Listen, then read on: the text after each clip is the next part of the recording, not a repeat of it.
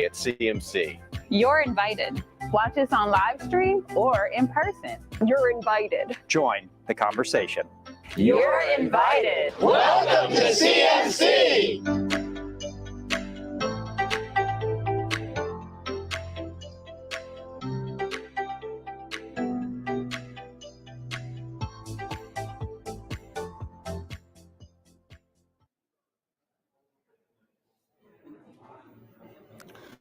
Good afternoon, everyone.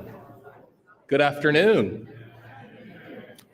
Good afternoon, everyone, and welcome to the Columbus Metropolitan Club. Founded in 1976 by 13 visionary women leaders, CMC's mission is to connect people and ideas through community conversation. To carry out its mission, CMC explores public policy issues, current events, and lessons in leaderships at forums like this one every single week. From its beginning, CMC has welcomed everyone. I'm Stephen White. I am the Chief Strategy Officer at COSI, and I'm also a proud member of the CMC Board of Trustees. All right, I'm really excited today because today's forum is part of the COSI Science Festival, one of the largest events in the Midwest that celebrates science, technology, engineering, and math. And we're today kicking off that festival in the 4 days of excitement of science, delivering science to people where they live, where they learn and lounge right here today for the next 3 days, and our big science celebration happening right here in our community, surrounding the COSI building for what we call the Big Science Celebration. Now, science festivals and events like today's forum is going to be featuring critical topics like that of transportation. And will expose Ohioans to STEM everywhere. And so I'm pleased that each and every one of you have joined us today to be part of this momentous event. So let's begin by meeting our newest CMC members. We love our new members and we like to welcome them. And so I'm going to call you out one by one, if that's okay. And then let's give them a big round of applause. First, we're going to welcome Bernice Lee with the Ohio Health Foundation. Bernice, wonderful. And then we're also going to welcome Christina Ratcliffe and Stephen Sayer with the City of Columbus and the Mayor's Office. Thanks for being here. Jennifer Wood with Impact Community Action. Thank you also for being here. And our newest lifetime member, Mr. Jack Marchbanks with the Ohio Department of Transportation. Let's give Jack a round of applause as well. Now, welcome you all to CMC for this exciting conversation. If you're not already a CMC member, we want you to join. Membership to CMC is open to anyone, regardless of where you're from. And what it takes to become a member of CMC, well, it's a very complicated process of visiting the website and signing up. Really simple to do. And of course, you can speak to Lainey, who's right here in the room. Lainey, if you could raise your hand. Lainey will tell you all about how you can sign up to become a CMC member. Please also take a moment to look at the backs of your forum flyers. Then you'll see the organizations that support this not-for-profit, that is the Columbus Metropolitan Club. We would also like to thank today's forum partners, the COSI Science Festival, Grange Insurance Audubon Center for their support, and thank you to the Center for Human Kindness at the Columbus Foundation and the Columbus Dispatch for presenting today's live stream, which is being carried on CMC's social media platforms. Let's give all of those supporting today's event another round of applause.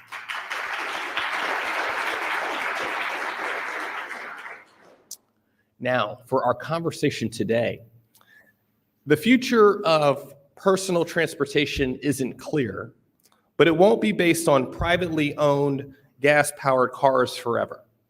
Future mobility will come in new forms: autonomous cars, high-speed rail, electric aircraft, and streets that prioritize pedestrians and bikes to make our cities green and walkable. We hope that today's discussion might just change the way that you think about getting from point A to point B. And so it's with that and great pleasure that I'd like to introduce today's speakers. Ted Angel, the Aerospace Affairs Director for the Dayton Development Coalition. Preeti Choudhary, who is the Executive Director of DriveOhio, Dr. Harvey Miller, Professor and Director of the Department of Geography Center for Urban and Regional Analysis at The Ohio State University, and our host, the appropriately named Walker Evans, a co-founder and CEO of the Columbus Underground. You can read more about today's speakers in your forum flyers. Let's give them a round of applause for their joining us here today. And with that, Walker, I'm going to turn it over to you for our conversation. Thanks a lot, Stephen. Thank you, CMC, members and guests for being here today. This is my 8th or 9th time either being on a panel or a moderator, so I must be doing something at least adequate to be asked back. So thank you so much, to the CMC staff and team for having me here today. In 1989, a well-known documentary from Robert Zemeckis called Back to the Future Part 2 promised us that in the year 2015, we'd see flying cars, hoverboards, trash-fueled fusion engines, and of course, fax machines in every room of the house. Similarly, in the 1982 film Blade Runner, set in the distant year of 2019, it featured futuristic flying cars along with a lot of other exciting technological advancements. Even James Bond was flying cars all the way back in 1974. And if 007 had the technology back then, 50 years later, we should have it by now too, right? Our cultural obsession with futuristic transportation is a tradition as commonplace in America as baseball and apple pie, but our reality doesn't always match our imaginations. According to the Wall Street Journal, only 10% of vehicles sold worldwide in 2022 were electric, due largely to increased adoption in Europe and China. Over 40 years, the #1 vehicle sold in America is the Ford F-150 truck, which gets up to 20 miles per gallon in the city. SUVs have outsold sedans since 2015, while the average occupant per vehicle in America has declined to 1.5 people per car in a travel situation. So we love to dream of the future while continuing to burn the same fossil fuels that were used in the very first Model Ts that rolled off assembly lines 115 years ago. So I'd love to start this conversation with all three of you, just your general thoughts on why this disconnect exists, and is the answer capitalism? Ted, would you like to go first? That's very interesting. First, thank you for having me as a speaker. I find it quite humorous that as I retired from the Air Force last year, I got into the advanced air mobility world, which is electric airplanes. Never thought of it while I was in the Air Force, never even comprehended it. And oh, by the way, this is the first year in my life at almost 50 that I own a car with powered windows. So I am excited though, and I know Preeti next to me very well, and I get amped up about the future of aviation. And I think to your point, we've heard about it. It's coming, and it's really about the folks in this room, in our society, in our culture. Are we ready to accept it? And then when I say accept it, what does that look like? Because there's different forms of that transportation, whether it's ground vehicles, air vehicles, package delivery, et cetera, et cetera. And so for me, that's how I approach this. This is how I see it. And I'm excited to talk about it. So great. Preeti? Hi, everyone. Thanks for having me as well. This is surreal. I've been an audience member many times here at CMC. This is the first time I'm on a panel, but I think that the disconnect. So let me start by saying I've been in the public sector for just about a year now. It's been very eye-opening, and related to the disconnect with maybe our envisioned future and what's actually happened. I think we need to see two things kind of converge, and we are starting to see some of that happen, and that is industry needs to be moving kind of in the same direction as policy. So it's not unrelated to capitalism, but without some sort of incentives from a policy perspective, I feel like we don't quite get to these envisioned futures. I mean, that may seem far off from thinking about flying cars, but really it's not. I mean, if we require more safety systems in place, if we require more of these more of a shift or a pivot to alternative fuels, we'll see that becoming a reality. And I think in the case of electrification, we are seeing industry kind of making those promises, and then policymakers echo that with policies and funding in place to support that. I think some of the disconnect we see here is actually our expectations towards technology and thinking that some magic technology is going to come along and fix our mobility problems. And we don't need that. There was a study by the Bureau of Transportation Statistics in the U.S. Department of Transportation, and it showed that in the United States, 50% of all trips across all modes of transportation were less than 3 miles. And almost 30% of those trips were less than a mile. Any trip 3 miles or less should not require a car, should not require a vehicle, should not require a jetpack. It could require yourself, walking, biking, and public transit. And that's what I guess I want to say, that's my message here today, is that the future of personal mobility should look a lot like the history of personal mobility. Walking, biking, and public transit. Walking for short trips, bicycles for medium trips, and especially e-bikes, which are really the true mobility revolution we should be supporting, and public transit for longer trips. Cars, whether electric vehicles, autonomous vehicles, or even advanced air mobility, they can serve an important role in this mobility ecosystem we need to have moving forward, but cars should fill the gaps where walking, biking, and public transit doesn't work well. You know, places where it's not served well, people such as maybe parents with children, older adults, people with limited walking ranges, and situations, you're making big purchases, you're have to move a lot of gear. That's when we need these vehicles. But for the most part, most of our trips in the city can rely upon what they have before the last century, when cars came along and just shifted our mobility systems towards one mode, which is driving. So we don't really need new technologies. We don't need innovations. We don't need jetpacks. We don't need magical thinking. We have what we need right now in order to solve our mobility problem. The technologies and the infrastructure and systems exist already. We just have to choose to rebalance our mobility systems so that walking, biking, and public transit are on equal par with driving. Thanks for that.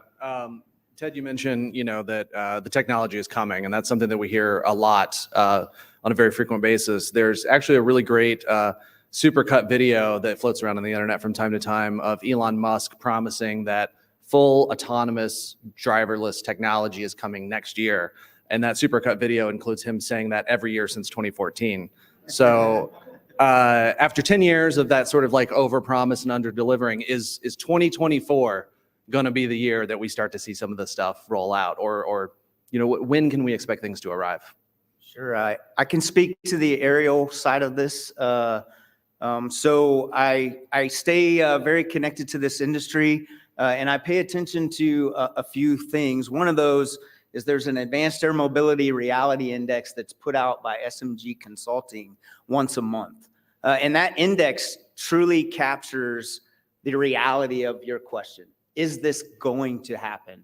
And they use stoplight charts, red, green, yellow, to tell you where these companies are in their process. And right now, there are about 3 companies that they see in the green for 2024 that are going to provide passenger, so 4 passengers, 1 pilot, cargo type movement with your luggage. And then there's 1 cargo company that they believe is going to be in 2024 ready to enter service. It doesn't mean you're going to see hundreds and thousands of these vehicles, but you're going to start to see them deliver some of these vehicles to their customers. Some of those which are United, Amazon, UPS, American Airlines, Delta, who have invested in this process. And then in 2025, I think is the big reality of when you're going to see some of the bigger names in the aviation world, like the Joby Aviations, the Beta Technologies, the Archers, the Liliums, the bigger names in the industry, where you're going to see them come into service about 2025. Again, you're not going to see them in mass quantities. They're going to be little by little by little as the regulations and the infrastructure are stood up to support the operations. Are these vehicles departing from airport to airport, or is this a different kind of system? like localized travel within the community? So that's a good question. I can speak to the state of Ohio. We have about 88 regional airports, and these type of airplanes are kind of geared around using infrastructure that's already in place until we can build out the new infrastructure across the country. And so I think you'll see some of it being regional airports. I may take a small regional airport into Columbus or into Cincinnati or into Cleveland if I have business versus driving my car 3.5 hours from Dayton, as I would have to do to get to Cleveland to one of those meetings. Or you may see these eventually as the regulations stand up. You may see in rural areas where they've determined that population doesn't normally have the ability to use this type of transportation. They may put an elevated landing pad in that area that you could go to and use almost like an Uber. You get on an app, you buy your ticket, you go to that place, you get on your airplane, they take you to the next place where you've already booked your next flight through the same company to get on an American airline to take you to wherever you're going. That's a concept. Interesting. Preeti, do you want to speak to the EV side of the original question? Yeah, even just automation on the ground. One thing on the flight, I'll mention that there was an electric aircraft that did fly from the East Coast to Springfield. So that's one of the airports that it landed. And then there's a raised helipad essentially, but with EV charging on it that can house that. But are we going to see driverless vehicles on the ground in 2024? No, not necessarily, not in Ohio.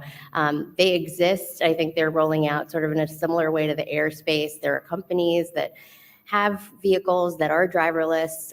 For the most part, they're only used in the southwest of the country where weather is fairly predictable and favorable for autonomous systems. And I don't foresee them making their way to Ohio in the near future. Now, I am with DriveOhio, which is part of the Ohio Department of Transportation. And the whole reason we came to be was to really look at how technology could be applied to improve safety. And when we think about automation, we really think about the spectrum. Driverless operation is one end of the spectrum, but along the way are autonomous driving systems, things that we may be familiar with today, like lane keep assist and automatic emergency braking. And those things, when kind of stacked on top of one another, can have real meaningful impacts to and reductions to the number of fatalities that we see, the number of crashes that we see. So that's what I hope to see more of and increase of in the coming year, but likely not all the way driverless. Harvey, do you agree with Preeti that they're not coming? Or do you think Elon could make a very compelling tweet that they are coming next year? No, I don't. No, I agree with Preeti. I think that it turns out that driving is a complex problem, and it's too complex for computers. There's been a real retrenchment in recent years in the automated vehicle industry. There is a strategy for making automated vehicles work, but it's not one that we would like. One way to make automated vehicles work in general applications to make our streets more predictable and more controllable. And that would mean making them less humane than they are presently, and they're already pretty inhumane. I've seen serious discussions where people are saying, well, if to make AVs work in cities, we would put fencing up along every street, disconnecting it from the sidewalk, and put automated gates at crosswalks so that people can't cross unless the walk sign is lit.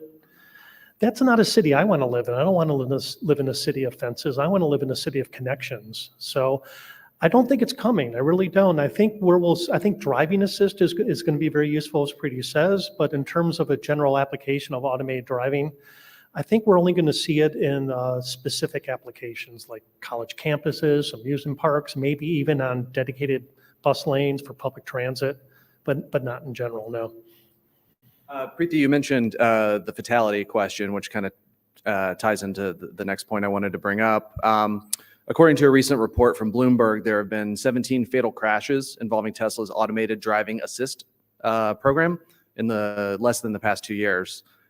We've witnessed these dangers locally. Tomorrow is actually the 1-year anniversary of when a out-of-control Tesla slammed into the Columbus Convention Center going 70 miles an hour.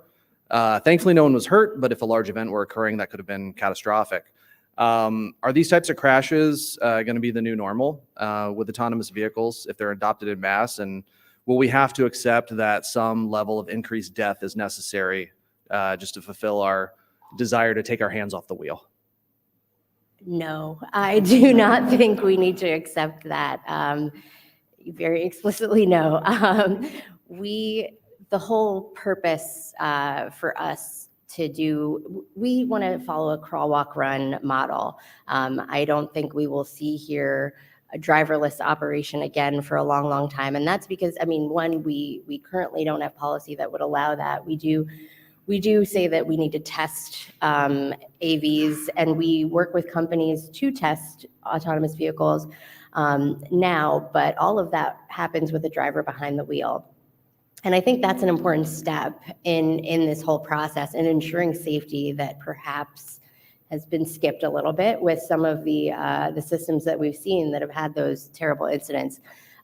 In our case, what we're looking at specifically is how can these systems operate in real world environments? And this is not driverless operation, but even those advanced driver assist functions, ensuring that they operate optimally so that people can rely on them, it is a key part of what we're trying to accomplish. So we're looking at demonstrations of this technology in rural areas, as well as on interstates with a lot of heavy freight traffic, and actually testing some of these driver assist features on trucks themselves to ensure they're operating as they're intended to.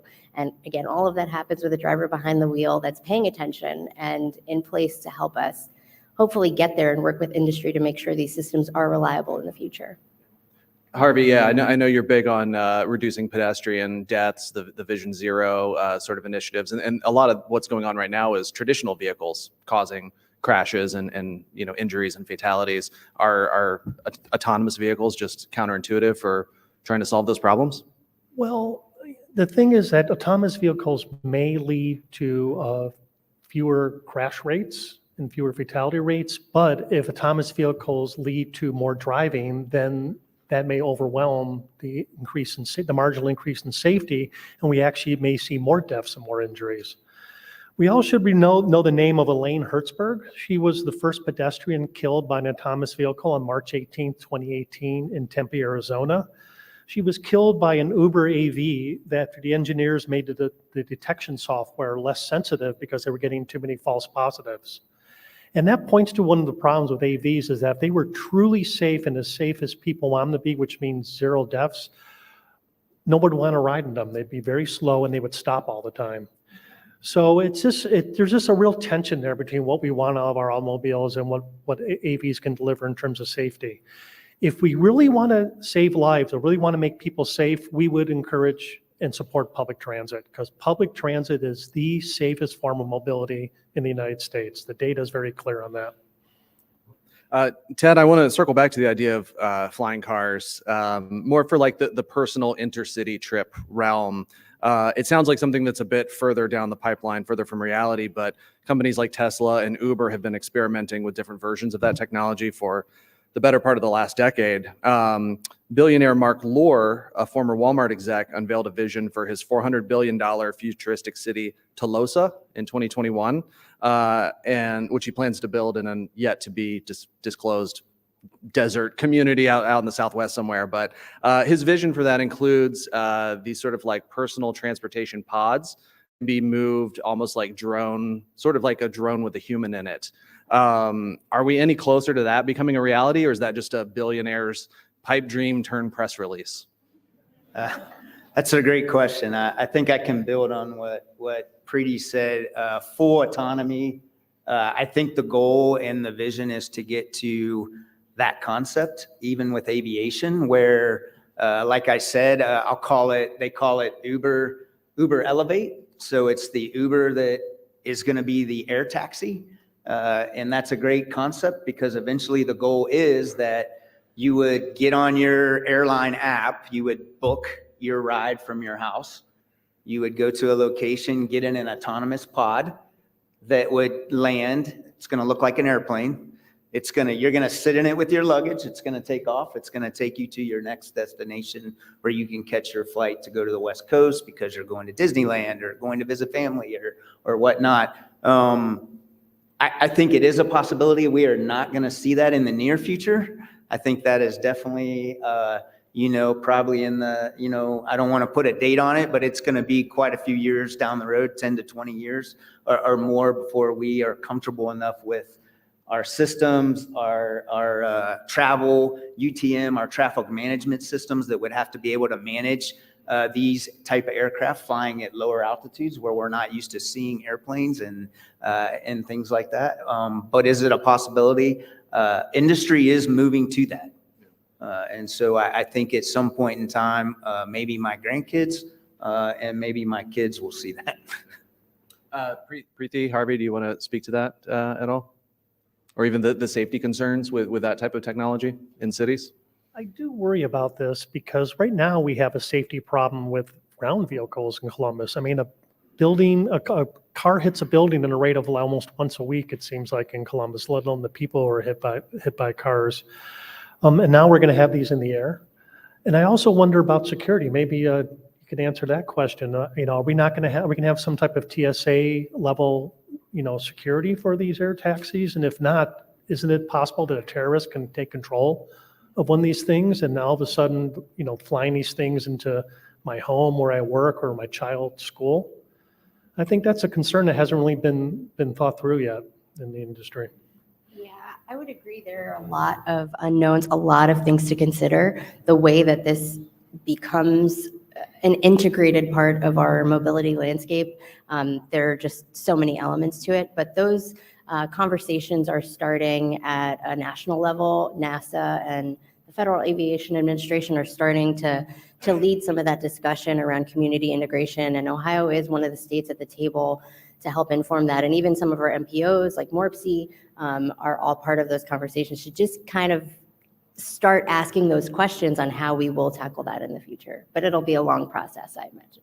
Let me jump back in. Sure. So I think Harvey brought up a great point of what the industry that is involved in this concept, what they're pushing to, and what we as a community and as members of the nation are willing to accept, I think is a great point. And I was just in a conference in London and the very topic came up, and the stat that was brought up during the conversation was the biggest concern about the concept I just talked to is there's no flight attendant. And that is the number one concern of the folks who are being asked the question about autonomous flying. While this does sound a little further down the road, as you mentioned, delivery drones, which we kind of talked about, are probably a little bit closer to reality. We are seeing some of the food delivery robots around OSU on the ground, and it's probably not too far-fetched to think that we could have them flying through the air to deliver our Amazon packages to our front door. Aside from the safety concerns, which I feel like we addressed, is there a quality of life issue that comes with just seeing these things in the sky? I mean, if anyone has like a kid with a little like phone powered drone that you bought, they make noise. And so bigger ones make more noise. Are we going to just be listening to buzzing white noise outside in the future of Amazon package delivery? I guess I can start. I would just say that this is already happening. Not in the US, right? There's some testing being done in the US, but overseas, this is already happening.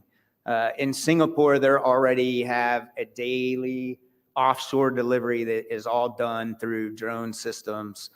In Europe, Zipline and Wing are operating in Africa and in Australia, and they're already displaying the ability to do package delivery. Now, maybe not on the large scale to where it's delivering to everybody's house in every community across, but this is already out there overseas, and there are testing. And the two companies, Zipline and Wing, the last time I read about them, they were talking about starting their operations, I think, in the next year here in the U.S. And so I think that this is a really good opportunity to learn from what's already been done, and then work with the FAA and the UTM systems in our Department of Transportation to find ways to be able to use this in the right scenario to where it is beneficial to maybe help with the road congestion that we see with all the logistics movements across our nation. For the state, obviously, our transportation network spans different communities, different contexts. But we work with locals quite often to try to support local projects and priorities. And one of the things I certainly want to make sure we do is, I guess, related to the question, will we be hearing them flying above us all the time? It depends on the community, I would hope, really. And I would think that communities should have a say in whether or not they allow landing and takeoff kind of everywhere, if we want to centralize that, because it probably will become a reality for delivery in the nearer future, although there are some policy reasons why that might sort of prohibit that. The technology is there, but right now we don't allow that beyond, you can't fly a drone further than you can see it. So that would not allow you to just deliver anywhere. But in the future, when we may facilitate that, where we want to direct that traffic is really up to us, I think. And that's why it's really important that we're at the table with those federal partners who are thinking about this from a really high level, no pun intended, from a really high level view. They're looking at this and they're not thinking about the community members necessarily, but they have invited us to participate so we can make that connection. So I live in the neighborhood of Harrison West, which is between downtown and Ohio State. And during the Ohio State Fair, there was a helicopter tour going over our house every 10 minutes for the entire length of the fair. It's like apocalypse now. It's like I want to hunker down in my basement, It is terrible, it really is. And, we're going to be adding more noise to our skies. I don't think that's a great idea. I mean, our cities are noisy enough already, and the reason why they're noisy is because of all the vehicles, and we're just talking about expanding that even more. I think that's a real serious implication for our quality of life. I mean, and that's a great point too, because what are drones but small helicopters, right? That's literally what they are. Just to kind of back up a little bit, there's some concerns with, history repeating itself.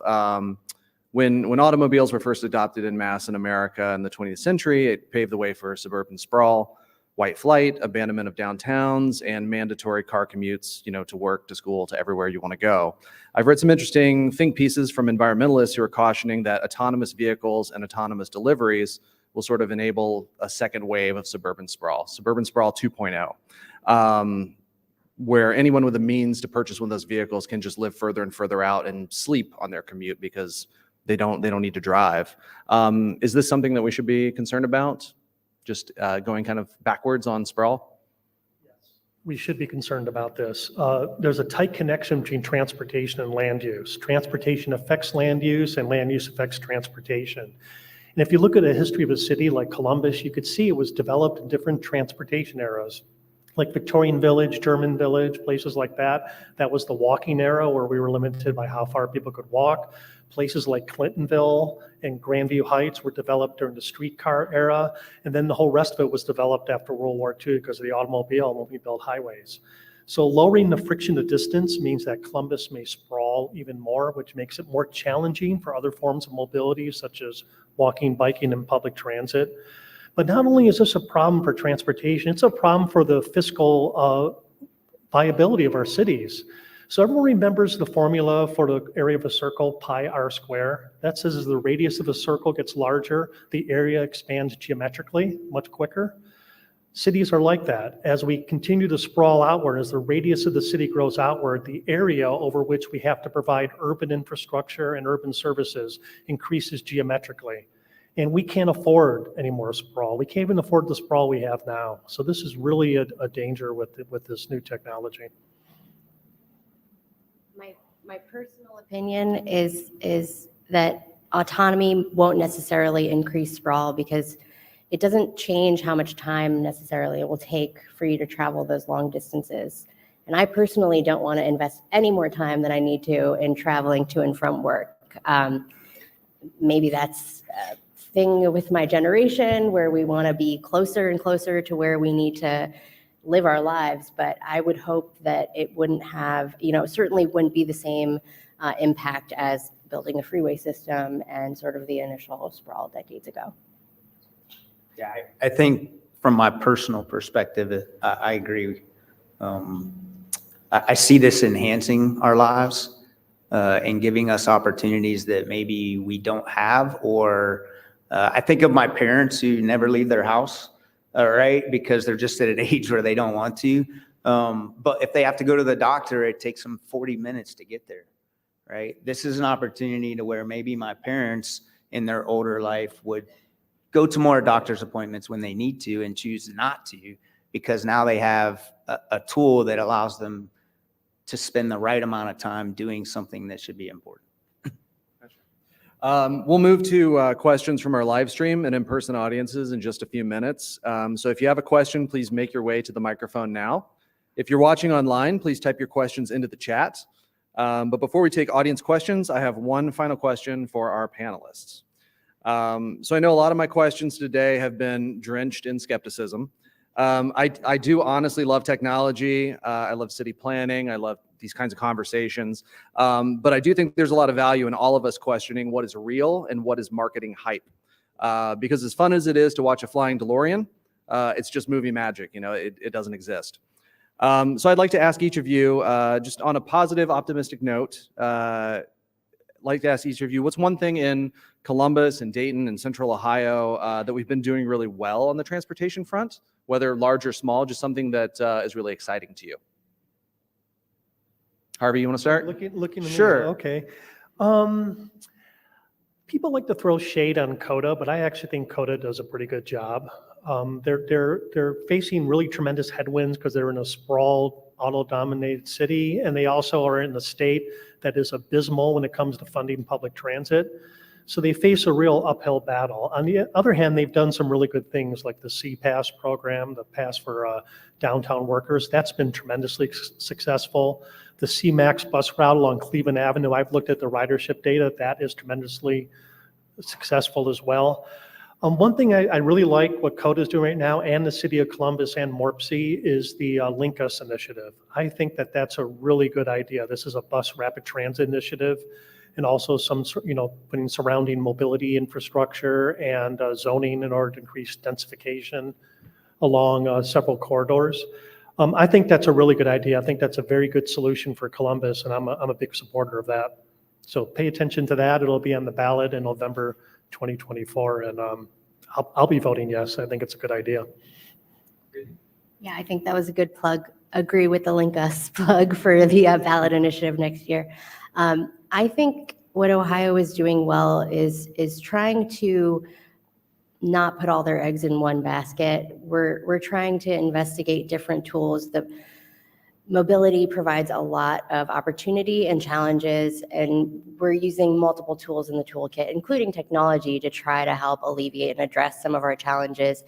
And I think certainly in the time that I've been here in Columbus, they're trying to do so more equitably. So we're thinking about urban cores, we're thinking about Central Ohio, in as much as we're thinking about rural areas and Appalachian counties as well. So that's what I've seen has been really positive. I agree. Ted? Yeah, I would agree that I think what I like in my short time in my position at the DDC is I've watched the state of Ohio be involved in this change. So from the top down, across the board, we are involved with the national campaign in NASA that is helping stand up advanced air mobility with the FAA. We're tied in close with our FAA partners to help ensure that we're providing data that affects the regulations and the policies that are being written.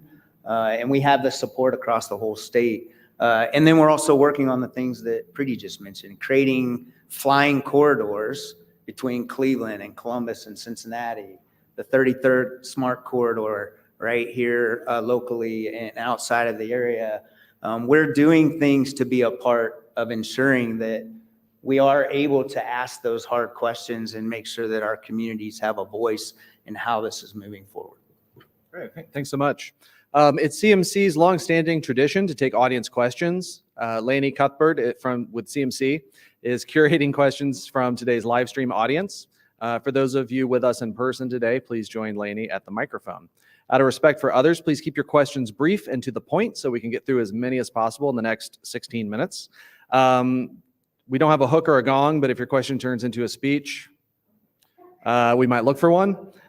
So please keep that in mind and do end with a question mark. Can we have our first question? Yes, thank you, Walker. Rick Shiro asks, I am curious about the debate points each panelist would make if debating the opposite side. For example, Harvey is contrarian to autonomous vehicles. What would his argument be for them?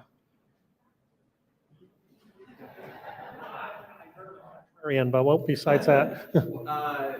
You're a contrarian when it comes to autonomous vehicles. What would be your argument in favor of them? Like, what would be your argument from the other side? Okay, if I was forced to take that. Well, humans are terrible at driving. Let's face it. We all are terrible at driving. We really are. Everyone thinks there was just something in the dispatch a few weeks ago saying that 94% of drivers surveyed, think that they're great drivers and everyone else sucks. We all suck. Our brains did not evolve to operate heavy machinery at high speeds, protected only with lights and paint from each other. So that is a big advantage of autonomous vehicles. They're not perfect, but they're better than humans.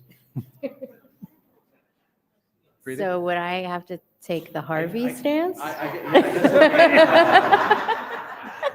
Arguing, I guess, for regressive for gas transportation. or yeah. regressive. That's Yeah. hard. What if we Walker. all went back to gas guzzling cars of the 1970s? Oh God, What's your argument for that? they look cooler. That's all I got. Big old Cadillacs. Yeah. I guess with that quick, Ted, why should we not have these plane systems? Obviously, I'm pretty motivated about going in this direction, but I think for me, I look at it as from a safety standpoint. I'm all about it, but I don't want to risk safety to just make this happen. And so I see that as that's fair. What's our next question? My name is Cornell Robertson, honored to serve as the elected Franklin County engineer. At the Franklin County Engineer's Office, we maintain and build roads, bridges, and infrastructure for multiple modes of transportation. We have two main sources of revenue: gas tax. We get about $4 million per year. From motor vehicle registration fees, we get about $32 million a year. So I have two questions related. Number one, in the future, do you all think that there will be a need for government agencies to maintain and build transportation infrastructure? And if so, what do you think the revenue source would be to maintain that transportation infrastructure? Thank you. Hey, Cornell.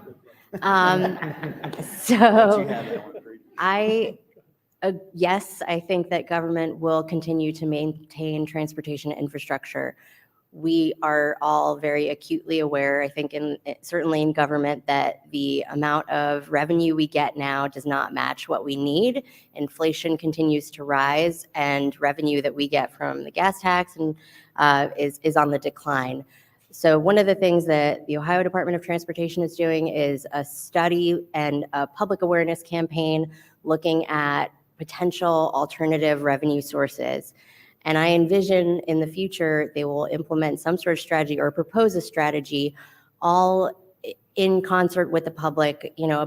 What I've seen in a former life when I was in the private sector was that a lot of states test mileage-based user fees, for instance, where you basically get charged for how much you drive or travel, the way that you travel, et cetera.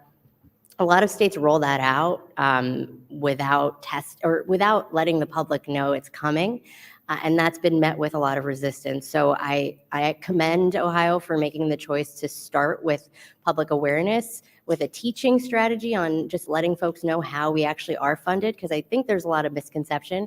I've heard it at the State House where everyone thinks ODOT has deep pockets, and it's just not true. So that's one aspect of it. And then the strategy that's going to be developed will likely have multiple sources. So you mentioned, basically the two sources right now are registration and gas tax. I think in the future, it's going to include a lot more elements. And there are examples here and there of other states that do things like adding a surcharge to Amazon deliveries and other sorts of unique ways to kind of capture a little bit of additional revenue to support our continued operation and maintenance. Okay, I just want to add a little extra context on this because this was actually tied very closely to a question that we didn't quite get to, because I think there's some information that maybe not everyone in the room is fully aware of. The federal gasoline tax in America is 18.4 cents per gallon. That rate was set in 1993, 30 years ago. Inflation has increased 99.6% since then. So we decided 30 years ago to stop funding highways, bridges, roads. The Highway Trust Fund that money goes into, the Federal Highway Trust Fund, ran out of money in 2008. So it's been insolvent since then. We've been bailing it out every year ever since then. So if you wonder why our roads are crumbling, it's because 30 years ago we decided to stop funding them to the level that we need to. I don't have much to add to that. That's a really good insight and good context, Walker. I will say that when we talk, well, first of all forms of transportation require public subsidies. There's no form of transportation that'll work without major investment from public funding. Driving is the most expensive form of mobility to subsidize. If we want to make better use of our public money, we should shift away to more cost-effective forms of mobility. But it doesn't mean we're going to walk away from all this infrastructure we've built over the last century. That'd be ridiculous. It already is in place, and we're not going to roll it back quickly. That's why I'm in favor of things like the Linkus Initiative, bus rapid transit. That's a much more efficient use of our public infrastructure for transportation than driving. Ted, you want anything? I would just say that I think the infrastructure still needs to be in place because Preeti mentioned earlier that you can't fly autonomous beyond visual line of sight. So a lot of the initial things I'm seeing they are using the roadways as their and the bridges and all of those things as their paths initially, because those are ways that we can install smart things and sensors and those type of things so that we can continue to use beyond visual line of sight. So hopefully, or maybe that would create some form of revenue to use those corridors, so to speak. Nice. What's our next question? Okay, online we have two people asking similar questions, so I'll try to merge them here. Tanya Bills asks, can we focus on the 3-mile trips that millions take every day that Dr. Miller mentioned earlier, and how we have the technology today to make these safer, faster, and more equitable? In the same vein, Isaac Bean asks, what do you see as the easiest path towards a less car-dependent city here in Columbus? Leaning into CODA, bike lanes, street design? Where should we start? All of that. Truly. Again, most of our trips are short, and the main reason why people can't use, other forms of mobility for making those short trips is because the infrastructure and built environment is against them. We literally prevent people from using more sustainable forms of mobility. So a big part of it is safety. According to surveys, the vast majority of the population, 50%, is interested but concerned about biking. In other words, they're willing to bike, but they won't do it if they're exposed to traffic. So protected bike infrastructure. We need to redesign our streets. Our streets are unsafe because they're designed for speed over safety. We need to slow traffic down, and we need to make our streets safer, and that would make it better for everyone, and we would be able to see other forms of mobility flourish if we just gave them a level playing field. But right now, all the cards are stacked against walking, biking, and public transit in favor of cars.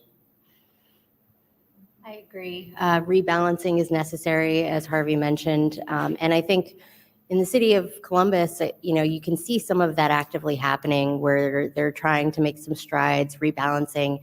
It might be controversial, sort of sacrificing parking for bike lanes, for instance, but it'll help facilitate some of a shift in modality. Yeah, I think Harvey captured it perfectly. As an avid road biker, I now call myself a bike path biker because I just don't trust a lot of my fellow Americans that ride next to me on the road and scream at me while I'm riding on the bike. So I try to find ways to travel on my bicycle that involve being on a bike trail where other people like me are used to being in that environment. Next question. I'm Scott Whitlock, a member of the club. I'd like to address the green portion of our topic today. Question: Toyota recently got approval from the California Air Resources Board for a drop-in hydrogen fuel cell drivetrain that can be used in any Class 8 tractor. They're being used to haul containers out of the Port of Los Angeles. My question is, given the weight of batteries, is long-haul trucking dead, or is it going to convert to hydrogen fuel cell in in the very near future? Second, if your answer is yes, are all the interstate truck stops going to have hydrogen refueling facilities? And third, if your answer to that is yes, when people then see the availability of hydrogen fuel, will much of our surface transportation convert not to battery electric, but to hydrogen fuel cell drivetrains? Question. So I think you're right in that heavy vehicles, the batteries required for heavy vehicles are too heavy.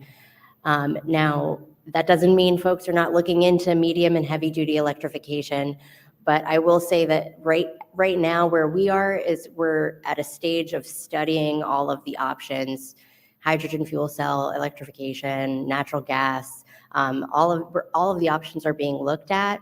Our counterparts in Indiana are actually looking. They want a grant to look at I-80 and identify which alternative fuel makes the most sense for heavy duty vehicles, where those refueling stations could be.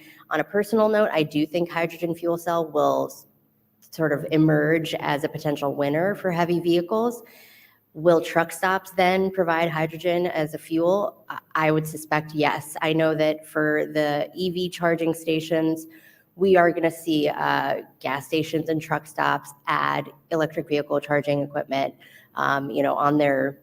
in their areas. We've had conversations with a lot of private sector in that space, and they're aware that as folks make the shift, I mean, really where they all make their money is the convenience stores and, bringing people inside to buy things. And so they want to continue doing that. They'll provide, I think, whichever options are being used. And if we see the industry shifting, and again, this was kind of echoed in the EV space, but if the industry shifts and then the private, the federal government actually is providing grant money for alternative fuels, including hydrogen. So if that happens, then we'll see an uptick of that. And I forgot your third question. I'm sorry. So should hydrogen fuel cell then be recognized in subsidies as where we are very likely going, given the current technologies, or even what we can expect over the next 10 years to achieve zero emissions?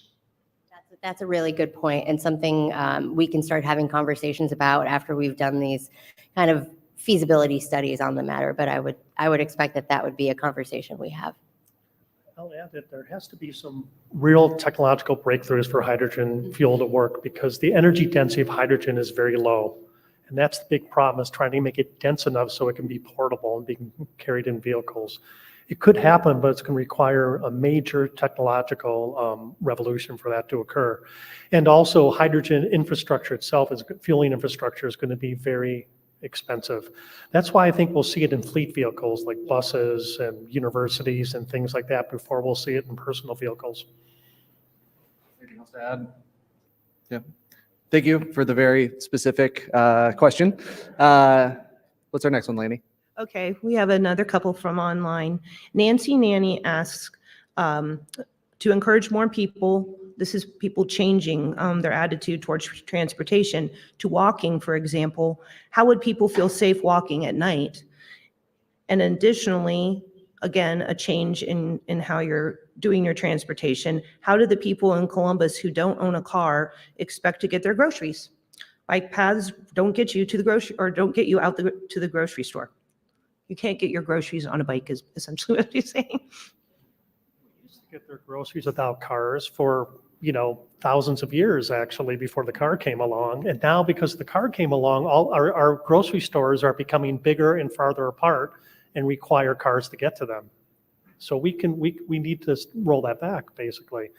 The first part of your question, the question was about walking at night. I think that's a fear of crime, I would guess, from that question. The great urbanist Jane Jacobs pointed out that, crime fills vacuums. If there's people on the street, if people are walking, you're not going to have that type of activity. If a lot of eyeballs on the street, people think the neighborhood belongs to them, they're out there walking around, then we won't see that problem. But really, it's these things happen when no one's on the street, and that's what makes it hard for people to walk. I think we have time for just one more question real quick. Yes, as an extension of safety devices that they're putting on cars now, where you have lane change sensors, you have distance sensors of the car in front of you. We're now building in a Bluetooth network where we will be able to cover the entire county. I know it's going to be covering Westerville, but by the end of the year. So we're driving down the street by using that Bluetooth network as an extension of our safety sensors. We will be able to tell if a car that's blindsided to us behind a building or something is going to run the light and maybe have a potential collision. So that will make the streets much safer, kind of like the air traffic controllers have in the sky. Oh, one last, if Apple built a car, would it have windows? So the question is. Yeah, go ahead. So the question is, should we have those kinds of technologies? Should we rely upon those kinds of technologies? That's okay for vehicles, or what about people? Are we going to have to load up in technology just to walk out our front door? And in fact, most of the fatalities and serious injuries from vehicles now are happening to pedestrians and cyclists. That's where we're seeing the growth in fatalities. So, we can't expect people to wire up and put on special clothing and sensors and things like that just to go out their front door to buy a gallon of milk. I would How about argue. tagging a deer so you don't hit a deer? Tag the deers with technology? Sure. Sorry, go ahead. You start. No, I would argue that we are equipped with sensors at all times. And actually, it is something that we're looking at. I think you were essentially referring to connected vehicle technology, which allows vehicles to talk to other vehicles and to talk to infrastructure and to talk to people via cell phone apps. Now, how those apps actually function, what it does in my pocket, if it buzzes or yells at me and says a car is coming, I think that's what's being developed right now. But it is something that we're looking at, and we are very hyper aware that a lot of those fatalities are happening to our what we call vulnerable road users. So people that are not protected by metal cages, people walking and biking, and we want to make sure that those types of applications can benefit them. So there are talks with private sector on try to pilot and test some applications that might help. Thanks so much for all of the questions. We could probably spend 6 more hours talking about these interesting topics, but I want to turn it back over to Stephen to wrap us up. Well, first off, thank you, all of you, for that amazing conversation. I hope you all found the conversation as I did around the future of mobility very fascinating. And I think whether it's flying cars, pods, drones, driverless cars, I think that there are, while exciting, that there are a lot of questions that remain. And that these technologies have the potential to impact critical areas of safety, innovation, our environment, and planning, both for our community as well as for our families. And while the future may not be clear, what is clear is that all these technologies involve all of us. And though it may take some time, each and every one of us will play a role. And so as we leave here today, I encourage all of us to recognize that this technology is all around us. Science is all around us. In fact, science is everywhere and for everyone. And I think it's fitting that this conversation helped kick off the Science Festival for our community today. And I hope that each of you will continue that dialogue as we move forward. So thank you to today's partners, the COSI Science Festival, the Grange Insurance Audubon Center, and thank you to our virtual seat patrons and to the Center for Human Kindness at the Columbus Foundation and the Columbus Dispatch for supporting today's live stream. And a very special appreciation for our guest speakers today here, Ted Angel, Preeti, Choudhary, Harvey Miller, and our host, Walker Evans. Let's give them another round of applause, shall we?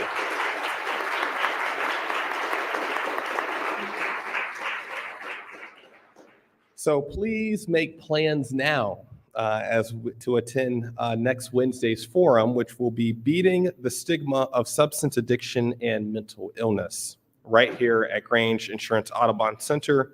Please take a moment to answer the short survey that's in your forum flyers. And we could not do this without each and every one of you every single week. So a tremendous thank you on behalf of CMC. And I hope that everyone enjoys the rest of their afternoon. Thank you.